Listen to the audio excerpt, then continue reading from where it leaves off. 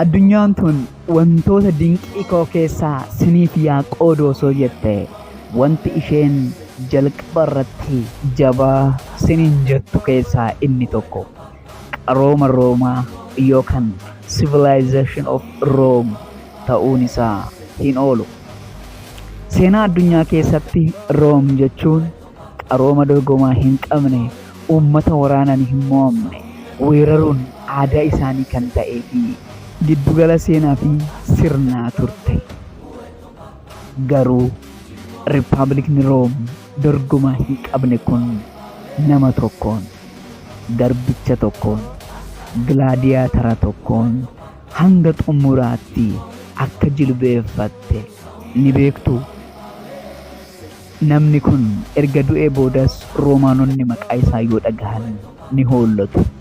Maqaan isaas Ispaartaakas jedhama. Har'a viidiyoo kanaan humna isaatiin Room kan jilbeeffachiise waa'ee Ispaartaakas galmeen seenaa waan jedhu isinitti himu. Hanga xumuraatti nu waliin tura. Ispaartaakas eenyu ture? Lammii Roomaa miti. Daangaa biyya irraa Bulgaariyaa fi Giriikitti kan argamtu iddoo Kiitiros jedhamtu irraa akka dhufe ni himama. Akka garbaatti ni gurgurame. Carraan isaas gaarii hin turre. Magaalaa Kaappuwaatti harka nama Baatiyaatas jedhamu irratti kufe. Mana hidhaa Luudas jedhamutti garboota biroo waliin nama ajjeesuu akka baratuu fi leenjii garaa garaa akka fudhatuuf dirqame. Ispaartaakasis sirna lolii ajjeesuu yookaan lolaaduu jedhamu sirna ulfaataa sanitti makame. Jireenyi isaaf salphaa hin turre. Roomaanotaaf garboonni kun bashannanaaf kan oolan turan. Bineensota irraa adda bahanii hin ilaalaman turan. Garuu dhaloota Kiristoos dura bara 73tti Ispaartaakas gahaa jedhe. Du'a koo guyyaa guyyaan hamman eegu bilisummaa koof jedhee yoon du'e wayyaa jedhee murteesse. Innis hiriyoota isaa garboota isa waliin turan 70 waliin karoora hin eeggamne baasan.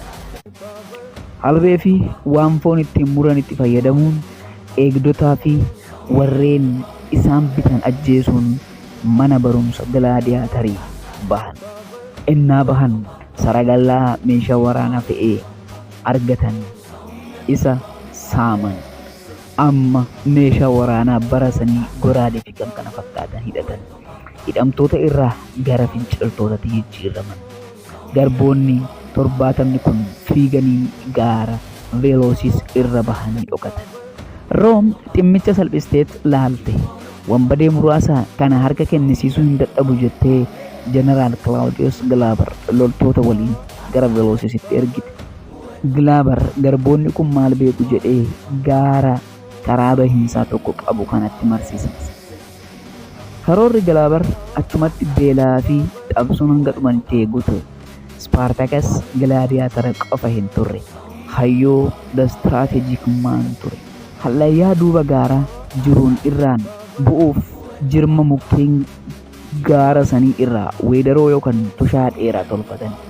Halkaniin Roomaanonni harka ni kennatu jedhanii eegaa turanitti Ispaartaakasii fi hiriyoonni isaa hallayyaa sodaachisaa sana irraan suuta jedhanii tokko tokkoon diina isaanii duubatti bu'an.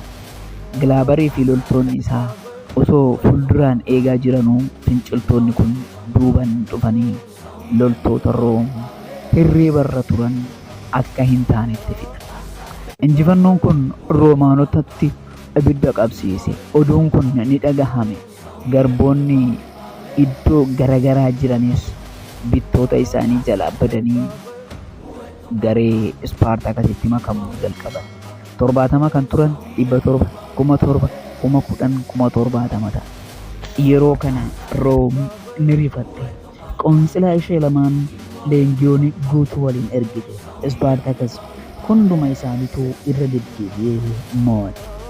Meeshaa waraanaa isaanis boodi. Amma Ispaartaakas mootii kutaa kibba Xaaliyaanii ta'e. Garuu rakkoon tokko uumame. Karoorri Ispaartakas loltoota isaa qabee karaa kaabaan gaara Alpiis gidduun baasee hunda isaanii bilisaan gara biyya isaaniitti akka deebi'an ture. Garuu ajajaa waraanaa keessaa tokko kan ta'e Kirikses yaada kana walii hin galle ture. Yaadni isaas maaliif baqannaa Room yaa to'annu akka isaanitti yaa jiraannu kan jedhu ture. Waraanichi bakka lamatti qoodame. Kirikses Xaaliyaan hatuuf loltoota 30,000 waliin Ispaartakas irraa gargar bahe. Ispaartakas kan hafan waliin gara kaabaa deemsa isaa jalqabe. Kun jalqabbii kufaatii isaanii ture. Loltoonni Room Kirikses kophaatti isa argachuun waraana isaa waliin isa balleessa. Room inni abdii kuttetti abbaa qabeenyaa Room yeroo sanii kan ture Marcus Licinius Operaationicha fudhate. Kaayyoon isaa kabaja siyaasaa argachuu ture. Ispaartakas mo'achuun kabaja kana isaaf ni argamsiisa ture. Marcus qabeenya isaatiin leengiyoonii 8 qopheesse. Ispaartakas kaaban miliquuf ennaa ga'ee jirutti yaada isaa jijjiire. Gara kibbaattis deebi'e. Dogongora guddaas hojjete. Hayyoonni seenaa humna waraanatu isa dirqisiisee jedhu. Marcus beekaa ture. Ispaartakasii fi loltoota isaaf kiyyoo qopheesse. Dallaa guddaa fi boolla qofforsiisuun waraana isaa hunda kiyyootti galche. Ji'ootaaf waraanni Ispaartakas beelan dararaman. Ispaartakas karaa Siisiiliin darbuuf wampadoota waliin walii gale. Isaanis qarshii irraa fudhachuun isa ganan.